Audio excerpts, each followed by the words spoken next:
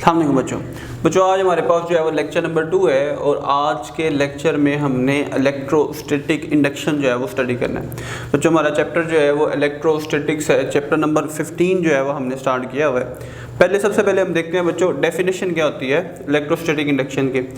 In the presence of charge object and insulated conductor develops a positive charge at one and and a negative charge at the other end. This process is known as electrostatic induction।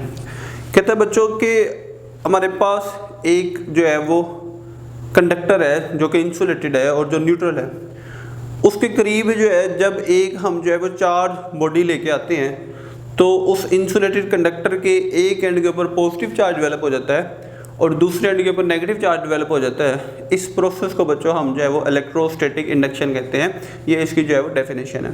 इसको बच्चों हम explain करेंगे। आपकी book में जो है इसकी explanation के लिए 2 एक्टिविटीज़ दी हुई हैं। इस एक्टिविटीज़ को जो है वो स्टडी करने के बाद जो है हमें इस डेफिनेशन की जो है वो समझ आ जाएगी। तो पहले बच्चों हमारे पास एक्टिविटी है, when a charge plastic rod is brought near a neutral aluminium rod both rods are drawn towards each other. बच्चों आपके पास जो है वो एक रॉड दिखाई हुई है जो कि एल्यूमिनियम की न्यूट्रल रॉड है।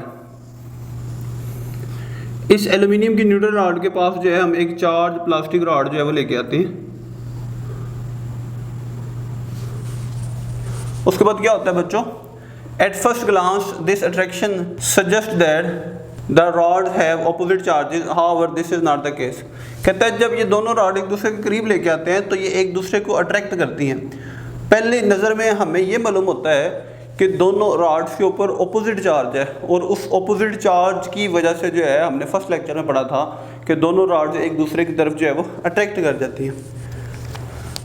रीडिस्ट्रीब्यूशन ऑफ चार्जेस, इसमें क्या होता है बच्चों, एक्चुअली ये होता है कि the charge plastic rod causes a redistribution of positive and negative charges within the neutral aluminium rod leading to attraction. होता बच्चों ये है कि जब हम ये चार्ज प्लास्टिक रॉड जो है वो इस न्यूट्रल बॉडी के करीब लेके आते हैं तो इसमें क्या होता है कि शुरू में जो है पॉजिटिव नेगेटिव जो है पूरी रॉड के अंदर फैला होता है। जब हम इस रॉड के इसके करीब लेके आते हैं तो ये नेगेटिव रॉड जो है इसके पॉजिटिव वाले पार्टिकल्स को जो है वो अपनी तरफ खींच लेती है, जिसकी वजह से जो है इसके करीब वाले एंड के ऊपर जो है पॉजिटिव चार्ज डेवलप हो जाता है, जबकि जो नेगेटिव चार्ज है इसके अंदर मौजूद नेगेटिव चार्ज को दूर रिपेल कर देती हैं। उससे क्या होता है कि इस न्यूट्रल रॉड के अंदर जो है वो रीडिस्ट्रीब्यूशन ऑफ चार्ज होती है, एक तरफ पॉजिटिव आ जाता है और एक तरफ नेगेटिव आ जाता है। Total charge, despite this the total charge on aluminium remains the zero. कहता है कि अगरचे इसके अंदर रीडिस्ट्रीब्यूशन ऑफ चार्जेस हो गई हैं, नेगेटिव चार्ज एक तरफ चले गए हैं, पॉजिटिव चार्ज एक तरफ चले गए हैं, लेकिन अगर हम इन सारे चार्जेस को दोबारा से जो है वो इकट्ठा करें तो इसका टोटल चार्ज अभी भी जो है वो ज़ीरो ही है। जितने पॉजिटिव चार्ज हैं उतने ही नेगेटिव चार्ज हैं जो एक दूसरे के इफेक्ट को कैंसिल कर देते हैं। तो इससे बच्चों हमारे पास कंक्लूजन क्या निकलता है, this indicates attraction alone is not a reliable method to determine if an object is charge. इससे ये पता लगता है बच्चों कि अगर दो बॉडीज़ एक दूसरे को अट्रैक्ट कर रही हैं तो इसका हरगिज़ मतलब नहीं है कि दोनों बॉडीज़ के ऊपर ऑपोजिट चार्ज है। The observed behaviour is an example of phenomena known as electrostatic induction. कहता है कि ये जो हमने इस एक्टिविटी के अंदर देखा कि एक न्यूट्रल बॉडी एक चार्ज बॉडी की तरफ जो है वो अट्रैक्ट हो रही है, ये हमारे पास एक फिनोमिना की वजह से होती है और उस फिनोमिना को जो है बच्चों हम इलेक्ट्रोस्टैटिक इंडक्शन कहते हैं। बच्चों हमारे पास सेकेंड एक्टिविटी है, take 2 metal spheres A and B and place them on an isolated stand so that they are in contact with each other। हमने क्या करना है कि 2 जो है वो हमने स्फीयर्स लेने हैं और उनको अलग-अलग स्टैंड्स के ऊपर जो है वो रख देना है और इन स्फीयर्स की ऊपर वाली सरफेस जो है वो एक दूसरे के साथ इन कॉन्टैक्ट होनी चाहिए। फिर हमने क्या करना है बच्चों, now bring a positively charged rod close to sphere A. आपने क्या करना है, एक पॉजिटिव चार्ज रॉड को जो है वो स्फीयर ए के पास जो है वो लेके आना है। ये हमारे पास जो है एक पॉजिटिव चार्ज रॉड है, उसको आपने स्फीयर ए के पास लेके आना है। आप क्या देखेंगे बच्चों, the charged rod will attract the negative charges toward it and repel the positive charges away from it. आप देखेंगे बच्चों जैसे ये पॉजिटिव चार्ज रॉड को स्फीयर के पास लेके आएंगे तो ये पॉजिटिव चार्ज रॉड जो है वो इन 2 स्फीयर में से नेगेटिव चार्जेस को अपनी तरफ अट्रैक्ट कर लेगी और पॉजिटिव चार्जेस को रिपेल कर देगी। This clearly shows that unlike charges attract each other while like charges repel each other. इससे हमें ये जाहिर होता है बच्चों कि पॉजिटिव ने जो है वो नेगेटिव चार्जेस को अपनी तरफ खींच लिया है। इसका मतलब है कि अनलाइक चार्जेस एक दूसरे को अट्रैक्ट कर रहे हैं और लाइक चार्जेस जो है वो एक दूसरे को रिपेल कर रहे हैं। रिजल्ट क्या बच्चों हमारे पास आता है कि negative charges accumulate to the left of sphere ए।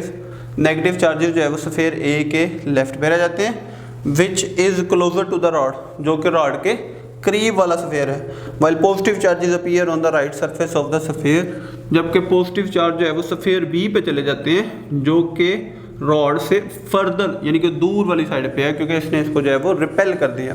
अब एक और एक्शन हम करेंगे बच्चों कि हम इन दो स्फीयर्स को जो पहली दो फिगर्स के अंदर जो है वो एक दूसरे के साथ जुड़े हुए थे, अब हम इसको अलग कर देंगे। कहता है बच्चों now separate the spheres while keeping the charged rod near sphere A. आपने क्या करना है, दोनों स्फीयर्स को जो है वो सेंटर से अलग कर देना है और हमारे पास जो पॉजिटिव चार्ज रॉड है उसको ए के करीब रहने देना है।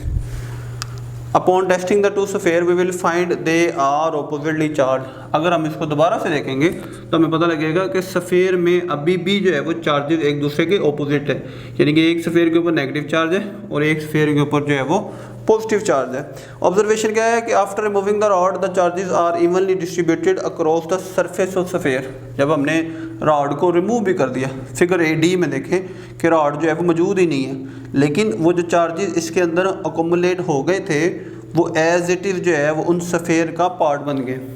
अब इससे क्या जाहिर होता है बच्चों, इससे ये जाहिर होता है कि जब हम एक चार्ज बॉडी को जो है वो न्यूट्रल बॉडी के पास लेके आते हैं तो चार्ज बॉडी न्यूट्रल बॉडी को भी जो है वो चार्ज कर देती है। अगर चार्ज बॉडी जो करीब लेके आए उसके ऊपर नेगेटिव चार्ज है तो न्यूट्रल बॉडी के करीब वाले हिस्से के ऊपर पॉजिटिव चार्ज जनरेट हो जाएगा और दूर वाले हिस्से पे नेगेटिव चार्ज जनरेट हो जाएगा। और इस केस के अंदर जो है जब हम करीब लाने वाली बॉडी के ऊपर पॉजिटिव चार्ज है तो उससे क्या होगा कि न्यूट्रल बॉडी के करीब वाले हिस्से पे नेगेटिव चार्ज हो गया जमा और दूर वाले स्फीयर के ऊपर जो है वो पॉजिटिव चार्ज जमा हो गया। तो ये बच्चों हमारे पास रिजल्ट क्या बताता है कि equal and opposite charges appear on each sphere. दोनों स्फीयर के ऊपर जो है वो इक्वल एंड ऑपोजिट चार्जेस जो है वो जमा हो जाते हैं। This phenomena is known as charging by induction. इस अमल को जो है हम स्फीयर्स की चार्जिंग कहेंगे, जो कि इंडक्शन की वजह से हुई है। इंडक्शन का क्या मतलब है कि हमने जो है वो एक न्यूट्रल बॉडी को चार्ज बॉडी की मदद से जो है वो चार्ज कर दिया। और ये बच्चों हमने इलेक्ट्रोस्टैटिक इंडक्शन की डेफिनेशन के अंदर भी जो है वो डिस्कस किया था, जो मैंने कहा था कि हमें बाद में समझ आएगी, कि जिसके अंदर हमने ये जो है वो स्टडी किया था कि जब अब एक न्यूट्रल बॉडी को चार्ज बॉडी के करीब लेके आते हैं तो चार्ज बॉडी की वजह से न्यूट्रल बॉडी के अंदर भी चार्ज पैदा हो जाता है।